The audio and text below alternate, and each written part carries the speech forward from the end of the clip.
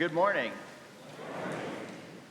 I just wanted to get it out of the way. I just didn't know if we were praying for hope today after yesterday's Texas game at all. I don't know if we extra prayers there. Anyway, I join you in that prayer. Today I'd like to talk about love and stewardship. And by love, I mean Christ's call in our hearts to really love, genuinely love as Christ has loved us. And Christian stewardship, meaning as we offer financial resources, our time, our interest, our prayers for ministry here at Good Shepherd and beyond. That stewardship is the intentional living out of our hearts.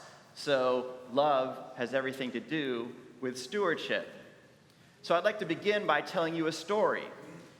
As a child, I grew up in Cincinnati, Ohio in the 1970s and 80s. I'm glad I did. Midwesterners are a very warm people. They show up with pies as you move into their neighborhood. They want to connect you to life around you. Overall, they're nice and polite and always want to do what is best. However, there is an underside to Cincinnati that was covered up with a smile and Cincinnati's reputation for always being positive. On the surface in Cincinnati, people found their own tribe to live with. If you were Roman Catholic, you lived on the west side of town. If you were Jewish, you lived in the north part of town. Protestants were on the east side of town. If you're African American, you were between downtown and the east side. Everyone had their place that they called home. And it was nice until you didn't want to live where you were living. In the east side, for example, there was a Protestant neighborhood ironically called Marymount. And the rumor is that they had built that neighborhood to keep out Roman Catholic families. Now in Cincinnati, we never do things directly, but what they did was they intentionally built houses too small to house a large Roman Catholic family. It's fine. You're welcome to come in if you'd like. So nothing overt, of course. We didn't want to discriminate, but that's just how things were done, and they always were done. In fact, you may remember Mark Twain's famous comment about Cincinnati, that he wanted to pass away in Cincinnati because things happened there 5 years later than it did anywhere else in the country. So he had an opportunity to live out extra years of his life. Now, this was true with other ethnic groups. Each group lived in a particular section of town. But the public attitude was that Cincinnati didn't have a problem with race relations. And when I hear in our gospel lesson the prayer of judgment and separation in the Pharisees' words to God, I'm reminded of the underlying message that supported that segregated map of Cincinnati. God, I thank you that I'm not like other people. I've seen that lived out in the city of my youth, the disapproving looks about certain discussions that we weren't supposed to have. The Cincinnati Country Club was still not integrated when I left the city in 1996. A white cross was allowed to be put up in Fountain Square at Christmas time. That cross was from an offshoot of the Ku Klux Klan, and yet we all just didn't want to discuss it. Yet in 2001, the city erupted in 6 days of unrest following the shooting of a black teen by police. And I remember reading the article and thinking to myself, it's about time. It's about time that we start having this conversation. These protests were healthy signs that Cincinnati was finally talking about relationships and addressing its history of segregation. An outgrowth of that unrest was the creation of a museum which focused on the history of the Underground Railroad. We were right on the Ohio River, that very Mason-Dixon line there, and the Episcopal Church was at the forefront of that leadership. God, I thank you that I'm not like other people. I know firsthand that it's an attitude that can smother the city, that feeling of claustrophobia, because honestly, no one fits the mold, right? Everyone falls short of that expectation. Just to recap our gospel lesson today, two men go up to pray in the temple. One is a Pharisee and the other is a tax collector. The Pharisee prays a prayer of judgment. God, I thank you that I'm not like other people, thieves, rogues, adulterers, or even like this tax collector. I fast twice a week. I give a tenth of all my income.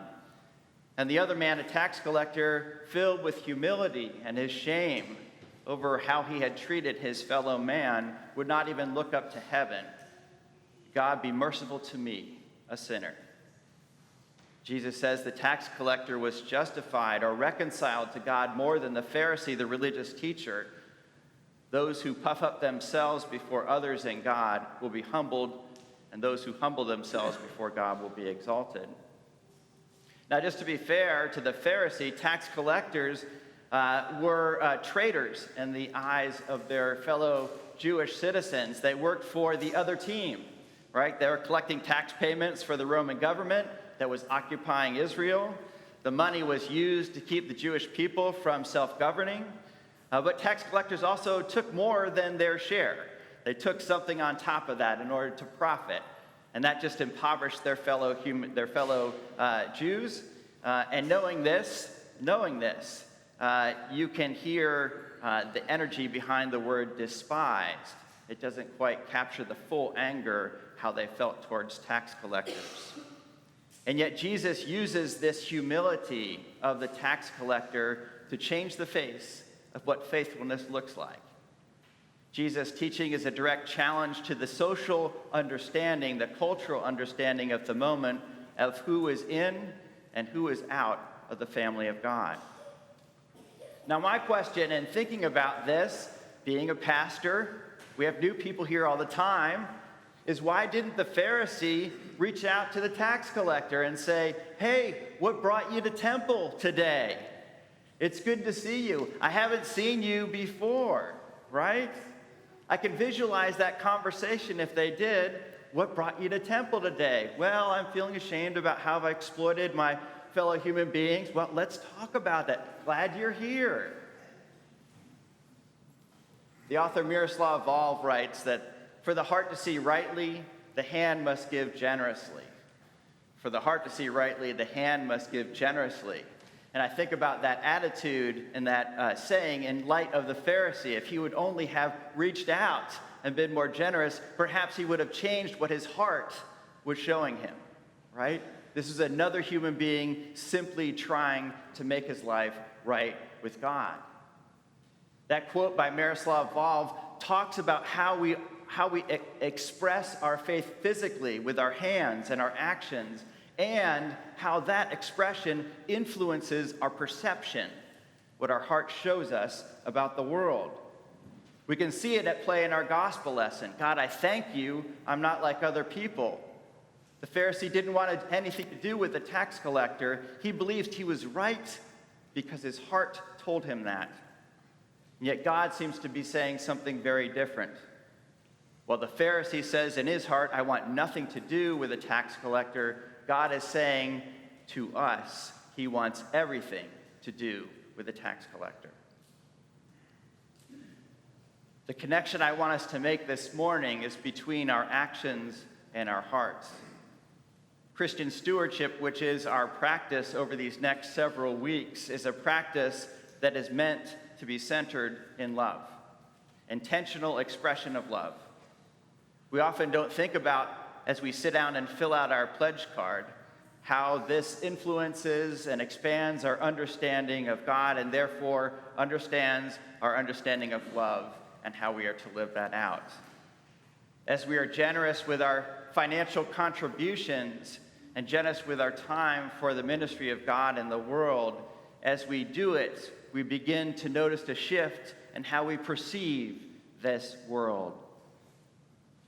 As we extend our hands to our neighbors through feeding programs, Mobile Loaves and Fishes, or Trinity Streets, we begin to see the world differently because our hearts are engaged differently.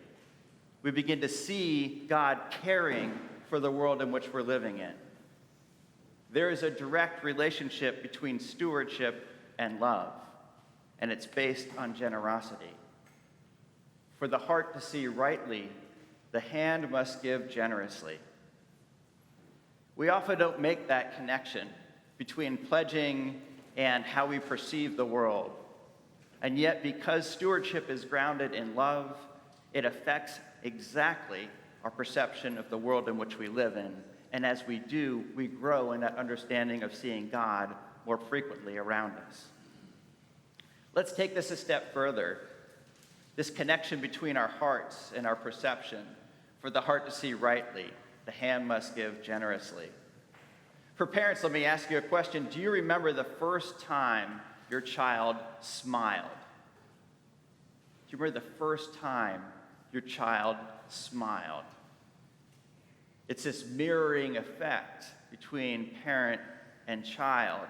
An amazing moment of connection. You've been smiling at this child for a few months, and suddenly you're getting something back. Your baby and you are sharing in a moment of joy. You smile, and they smile, and you know that they are feeling what you are feeling. And we can't believe this connection that we're having. In fact, we carry this experience ingrained in us, this mirroring experience for the rest of our lives. As I stand before you today and I smile, you smile back, right? Our hearts learn what is displayed for us physically. And as we grow in our understanding of emotions, as we're in intense conversations, we see anger get expressed, and we know that we're responding with compassion or understanding, and that speaker knows exactly that we know what's going on for them. God's imprint upon us is no less of an imprint of a parent. When we act generously in the world, we begin to perceive the generosity of God around us. If you want to see God's love in your life, act lovingly toward others. Because we are recognizing internally what our faith has been telling us all along. Stewardship is a practice of learning to love and to see love in the world around us and grow in that understanding. For each expression of love, we deepen our understanding of what that love is. Fred Buechner, in his book, The Magnificent Defeat, helps us to see the power of a deeper love expressed in our world and our understanding of the world as a result of that expression. Buechner writes, "The love for equals is a human thing, of a friend for a friend, a brother for brother. It's to love what is loving and lovely, and the world smiles. Take it a step further. The love for the less fortunate is a beautiful thing. The love for those who suffer, for those who are poor, the sick, the failures, the unlovely. This is compassion, and it touches the heart of the world. Take it a step further. The love for the more fortunate is a rare thing. To love those who succeed where we fail. To rejoice without envy with those who rejoice. The love of the poor for the rich, of the non-dominant culture person for a person in the dominant culture. The world is bewildered by its saints. Take it a step further. And then there's the love for the enemy. The love for the one who does not love you, but mocks, threatens, and inflicts pain.